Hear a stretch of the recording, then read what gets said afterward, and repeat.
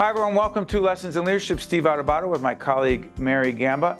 Mary, listen, we are kicking off the program with an entrepreneur, a fitness guru who never stops growing and expanding in her business. She's Stephanie Rogers, co-founder of Hardbodyz Fitness, co-founder of Core Modern Pilates. Stephanie, how are you doing today? I'm great. Thank you, Steve. Thank you for having me. How you doing? I'm great. Listen, I need to disclose a couple things. You are my trainer, and so in spite of that, people should still respect your work because I'm falling apart. And also, more importantly, my wife, Jen, has been going to you for years. Stephanie, real quick, your journey into not just fitness, but being the entrepreneur that you are, describe that. Yes. So actually about 15 years ago, my brother and I, we decided we wanted to do something as a family. We were both in different jobs that we weren't really happy in. And fitness was always a forefront for our family, a very important thing for us. And so we found ourselves, our dad was in real estate. He found the property. He said, listen, I think we've got something great here. Let's do something. So we put together what we thought was going to be our small family gym. And thank God, 15 years later, we've grown to 10,000 square feet. And we have, we've met people from all walks of life. It's been quite a journey, but an amazing one. And the new Pilates initiative, describe it. Yes. So a couple of years ago, I found modern Pilates for myself. Strength training has always been my first love, but as you know, flexibility and mobility is a huge aspect to that. And just something I wasn't getting enough of. So I found this for myself personally, and there's not many places around that do modern Pilates, this actual style. And I just loved it. It changed my body. It changed the way I felt. It changed the way that I moved.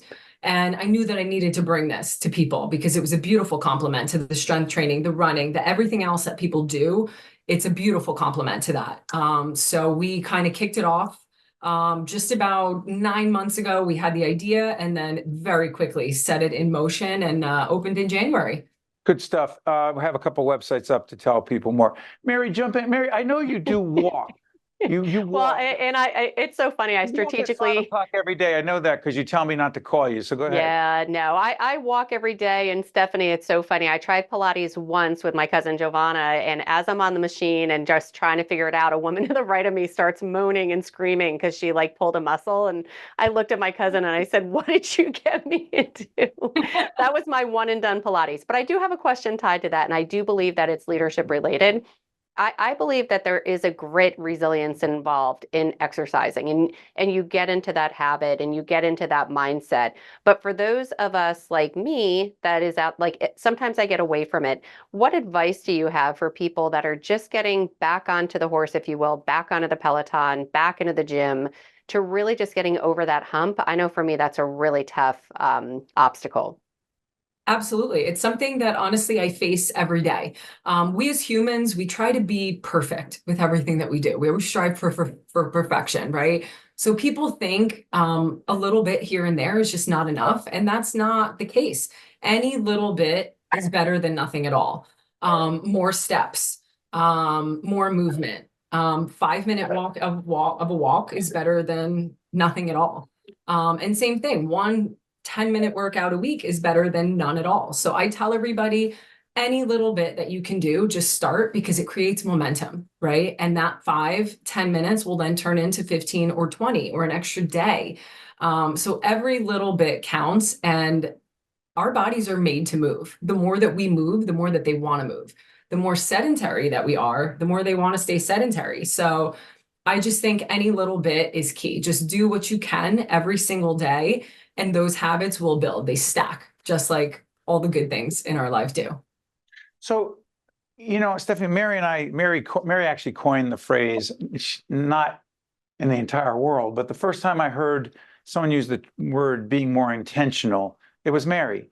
And so starting in 2024, in my leadership and communication coaching, I say we need to be more intentional about the decisions we make, more intentional about how we manage our time, more intentional about the terrible meetings that take. Why are you even having that meeting? Be intentional about it. Connect intentionality, being more intentional about wellness/fitness, making it intentional, part of your life. It's not easy but it's not going to happen automatically just because you say, yeah, I want to get fit. You're right. It takes one step, and literally one physical step, one foot in front of the other. It's a very intentional thing. Just like we make a choice every single day. Am I going to eat A or B? Getting up off the couch or getting out of bed 10 minutes earlier to get that walk in is a very intentional step, but it's necessary. And most people find that it's not as hard as it feels initially. I have a quick follow-up to that. The connection between Steve and I have been really leaning into wellness and leadership. Yep. We teach it, we coach it, and you hear a lot about, obviously, the connection between exercise and wellness. But like me, again, not to make this about me, but I get more stressed and anxious about getting back on the Peloton or adding more exercise. So where do you find that balance to get to that point where exercise does become a good way crutch to get to your positive frame of mind and overall wellness? What's that connection?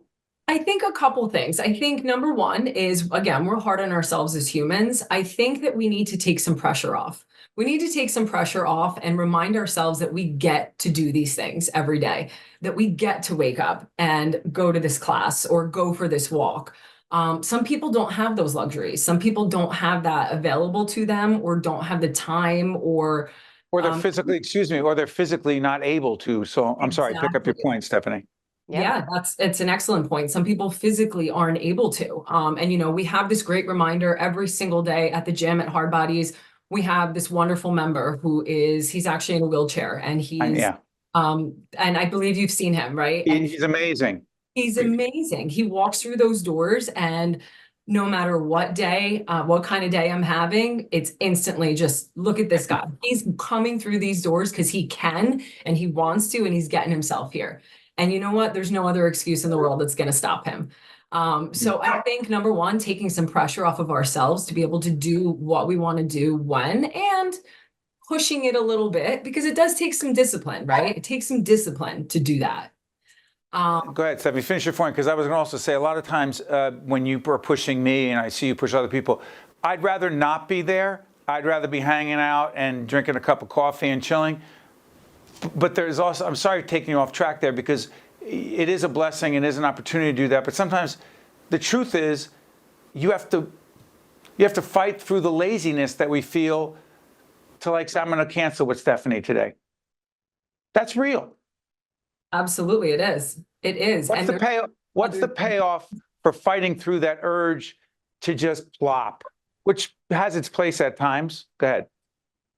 It does. And sometimes, to your point, sometimes we definitely do need to listen to our bodies. If something is going on and we really need a rest day, prioritizing rest sometimes is just as important as prioritizing movement. But if you are at the point where you're like, oh, I really should do this, but I don't really feel like it. I've never met a person who has regretted doing that workout or getting that walk in, right? You always feel better after. So I try to tell everybody, think about it in the opposite. Think about it from the end goal. How good are you going to feel doing that little bit, as opposed to now not doing it and being like, I really should have done that. You're going to come down on yourself for not doing it. So those little things will amount to more, is my point. Before we let you go, by the way, Mary, Keith Harrell, the late Keith Harrell, attitude is everything. One of the things about Stephanie I've learned is that no matter when you see her, what time of day, or she always has a positive attitude. I'm like, how does she do that? That's another story. But I'm going to ask you this. The biggest leadership lesson you've learned as an entrepreneur is? Honestly, the community. The community means everything. The community that we've built, as far as the team that we have in place. I couldn't do what I do every day without my team to support and work together. And I just think that kindness matters. Kindness is everything. Being kind to people and being there for people to support them on days that they need it, to give them the push that they need on the days that they need it. Community is everything. That's the biggest thing that I've learned on this journey, is finding your community is a beautiful thing. Stephanie, thank you, not just for joining us, but for having, as I said, in all seriousness, a positive attitude and doing the work you're doing every day that tries to help other people be healthier. Stephanie Rogers, co-founder of Hardbodyz Fitness and co-founder of Core Modern Pilates. Stephanie, great seeing you. Take care. See you soon. Bye, Steve. Thank you so much. You got it. Stay with us. We'll be right back. This edition of Lessons in Leadership is made possible by the Bucino Leadership Institute at Seton Hall University, Prager Metis, Valley Bank, the International Union of Operating Engineers, Local 825, the North Ward Center, the New Jersey Sharing Network, Delta Dental of New Jersey, the Helix, Fedway Associates Inc., the Port Authority of New York and New Jersey, Veolia, Resourcing the World, Choose New Jersey, and Seton Hall University, showing the world what great minds can do since 1856. This is Mary Gamba. If you want more leadership tips and tools, log on to stand-deliver.com. Promotional support for this edition of Lessons in Leadership with me, Steve Adubato, and my colleague Mary Gamba has been provided by NJ.com, NJBIA and New Jersey Business Magazine, CIANJ and Commerce Magazine, and the Meadowlands Chamber and Meadowlands Media. When people were coming here to build the future, they needed a bank they could trust. But no one thought we could grow beyond a small town. They called us just another sleepy community bank. We proved them wrong. And for almost 100 years, Valley Bank has been committed to showing you what's possible. So, let them say whatever they want about us. We'll just keep being us. Because whatever you want to do next, Valley will be here to make it possible. We're now joined by Dr. Mary Kate Naatus, who is Assistant Provost and Dean of Continuing Education and Professional Studies at Seton Hall University, one of our higher ed partners. Mary Kate, good to see you. Absolutely. It's a pleasure to be here today. Thank you, Steve, and thank you, Mary. We had a great offline conversation about leadership, me, you, Mary, the other day.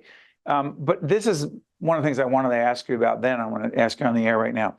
So teaching, coaching, leadership for younger people. I don't even know what, we're not doing Gen Z. I can't figure out the ages of who that's supposed to be. Do you think it's in any way significantly different coaching, teaching, mentoring younger people about leadership today as opposed to 10 years ago? And if so, how? I do think it's different, Steve, and thank you for asking. I think that as much as possible, as educators, we need to provide opportunities for students to have experiential learning, meaning we provide the basics, we provide frameworks, but at the same time, they need to learn by doing. So exposing students to situations where they're uncomfortable, where they need to take a risk, where they have to step out of their comfort zone and develop those leadership skills, which sometimes are a little bit painful along the way. Those are the most rewarding experiences. And I think in the post-pandemic era, with a lot of our students having spent a number of years in a fully virtual environment, it's even more important that we create those uncomfortable, experiential, social contexts where they have to navigate in new situations. And I think that was always valuable, but I think today it's absolutely necessary. Mary, what's our favorite expression around being comfortable? We have to get comfortable being uncomfortable. Yeah, and Mary Kate, we say that in our seminars, and people go, no, I don't want to be uncomfortable. Yeah. And our response is, trust us. We won't make it dangerous, but we will put you in a situation where you have to present an idea that you have to the board of trustees or decision makers, or you're going to do this Q&A because you've already presented and now you're going to have tough questions, and it makes you uncomfortable. And they'll say, well, how does that make me better? And the answer should be obvious. You don't grow until you get to the edge of your comfort zone. But all of us want to stay in the comfort zone. I'm off my soapbox, Mary. Jump back in. Well, sometimes I swear you could read my mind. My next question was going to have everything to do with lifelong learning. When we had met a couple of, I guess a little while ago, we had talked a little bit about your passion for lifelong learning and what you're doing in the continuing education area. Talk about where that passion for you came from and how you're working to instill that in the students in your orbit as well. Yeah, absolutely. So I love the concept of lifelong learning. It's become a little bit of a buzzword, but it's very true because you can go and get a degree. You can get a master's degree. You can get a law degree or a PhD, but the world around us is so rapidly changing. And I feel like with the onslaught of artificial intelligence, that has never been truer. So what I learned in my PhD classes many years ago, a lot of it has changed. The way work is done in the field of business has changed. So we need to provide opportunities for our students who are investing at our universities for 4 years, for 6 years, the opportunity to constantly upskill so that their skills remain relevant in the workforce, in the industries, and also in life in general, so that they feel like they have the tool chest and the competencies to be able to achieve their greatest potential, no matter what it is that they do. And I think every single field or industry that we could think of is disrupted not only by AI, but also other rapid technological changes. And, seeing the world gaining global competencies, I would include that among that lifelong learning that is so enriching on many levels. As a follow-up to that, Mary Kate, the Bucino Leadership Institute, and let me say that I have taught at the Institute before, met some terrific students there. The approach, the philosophy and the approach of the Bucino Leadership Institute, named after Jerry Bucino, very generous to the university and creating that institute. But there are a lot of leadership institutions of higher learning across the country. From your perspective, Mary Kate, what makes the Bucino Leadership Institute different, and why is it different? Because the approach is very significantly different. Yes, it is. And first of all, the Institute attracts the best and the brightest students from all over the country and even other parts of the world. In our incoming freshman class, there are a number of international students as well. So by attracting the best students and putting them through a rigorous 4-year curriculum that embeds numerous uncomfortable situations, experiential learning opportunities, and student-led initiatives, is really a more robust framework than most of the other leadership programs out there. We do provide a certificate to students upon completion, but it's not just a certificate program like a one and done and you take it and you move on. It creates relationships, it creates leadership networks far beyond the classroom, beyond the university, with our alumni network, with professionals. And I really think it's a one-of-a-kind program, and that's why it has been recognized on a national level over many years. Mary, jump back in. Sure thing. You had touched on a little bit there, Mary Kate. You were talking about making sure that our students and the people are thinking more globally. Can you expand a little bit more on that? What is Seton Hall doing in that regard to really make sure that our students are not living in their little silo, in their little bubble, and are thinking, acting, and leading more globally? What does that mean? You mean like living on Instagram? I'm sorry. Go ahead, Mary Kate. Leaving the country and then living on Instagram. Exactly. So at Seton, go ahead, Steve. No, I'm listening. Go ahead. At Seton Hall, I have the fortune to oversee the Office of International Programs, which is also why I'm here in New Orleans at the International Educators Conference. And that office is vastly important to the university because it provides study abroad experiences for Seton Hall students at partner universities virtually all around the globe. We have partner schools on several continents, but we're also part of an international consortium that would allow students to study really anywhere of their choice, as long as it's considered safe. In addition, we have about 250 international students on our campus. We're looking to grow that number of international students and fully integrate those students into our campus community.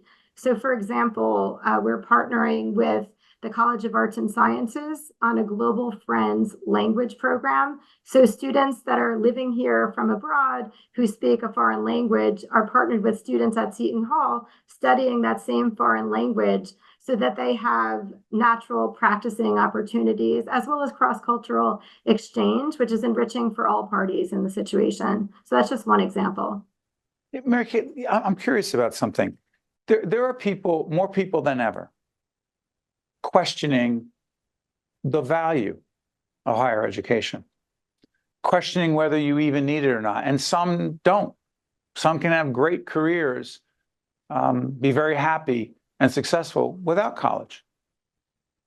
What do you say to those who question not just whether you need a college education or not, what college could and should do for young people in these very challenging times. I know it's a big picture question, but Mary's, put it this way, her two boys going to great schools. Our kids, we're blessed and fortunate. They're going to great colleges and universities. Our daughter talks about where she wants to go, even though she's just in 8th grade.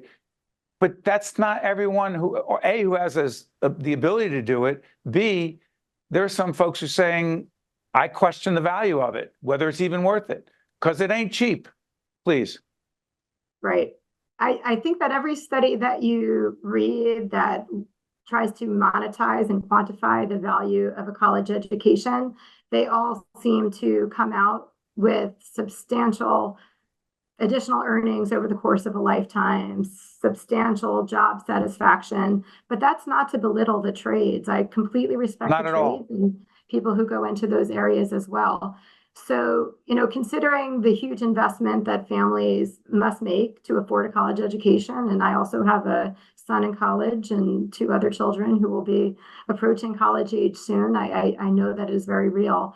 We, as the higher ed institutions, need to make sure that we're not just sitting on our laurels, doing things the way we've always done them. We need to That's be right. incorporating every opportunity. Yes, our students need to learn the liberal arts and they need to be good thinkers and critical thinkers, but they also need to have job-ready skills, and we need to help create pathways for them so that they gain the experience while they're still in college, setting them up for success so that there's an ROI that we can convince parents and families is there. And it's not just something that's sort of you're on your own to deal with. I don't want to overly focus on that, but I think it's extremely important, especially considering that investment.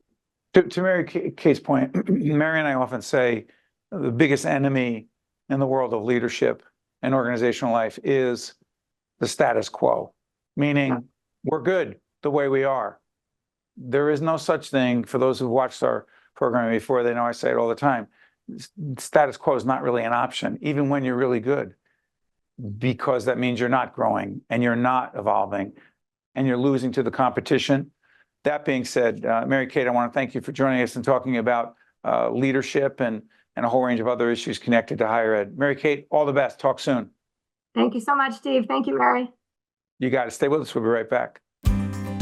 This is Mary Gamba. If you want more leadership tips and tools, log on to stand-deliver.com.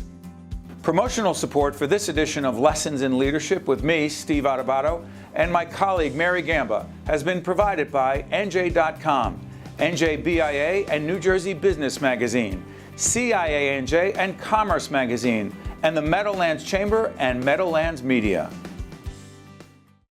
Welcome back to Lessons in Leadership. Steve Adubato with Mary Gamba. Mary, let me ask you, from Mary Kate from Seton Hall, what was your biggest takeaway? Because you and I we've been talking about college for years with our kids.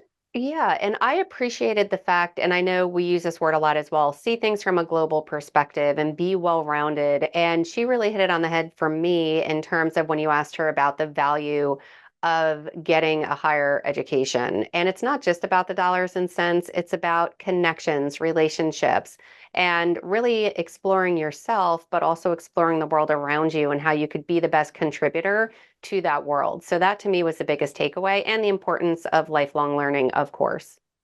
Stay with that. Again, your boys, who just graduated from I still can't believe it. I feel so old. Tell folks where he graduated from. He graduated from Michigan State University and with a degree in computer science. So he's into coding. Yep. And also your other son, Joe's over in New York. At NYU. Yeah. So it's nice to have him a lot closer. I'm not going to lie. And there's a reason I'm saying this. And our son, Nick, is over at Fordham, finishing in his junior year, going to his senior year. And our son, Chris, is at Syracuse. Neither one cheap. And none of these are cheap. Why am I saying it? For you, Mary, you went to public university, correct? Mm-hmm. As did I. Why? It's because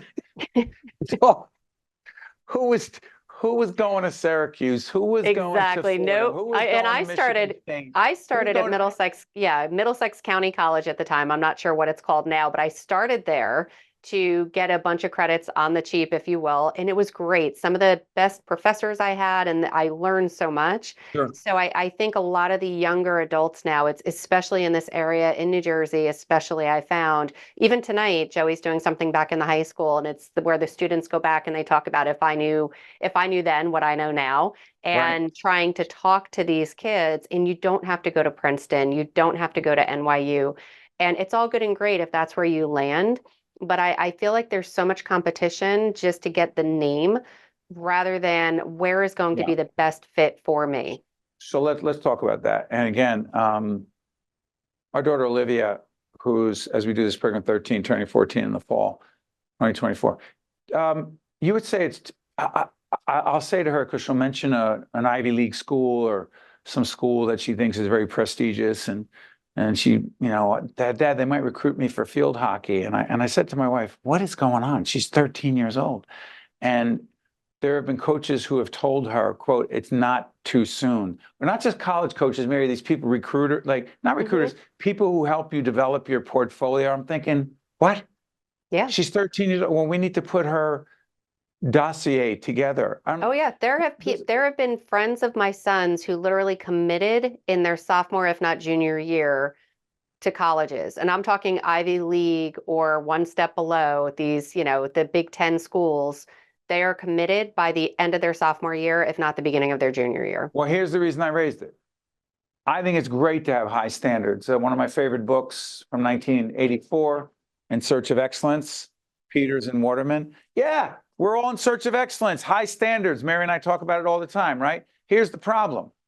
If for a kid, they have these schools in their minds, these prestigious schools, and that's the only way you define success, then everything else, every other school is somehow failure. That's crazy.